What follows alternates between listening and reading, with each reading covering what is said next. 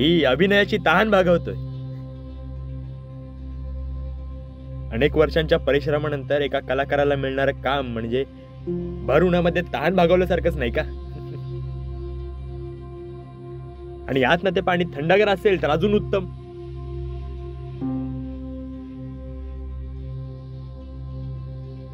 तुम्हाला सांगतो, बऱ्याच वर्षानंतर या एका चांगल्या संस्थेत काम करायची संधी मिळाली मला. या 25 वर्षानंतर या कलेची तहान भागणार आहे, ती पण या पहिल्या प्रयोगात.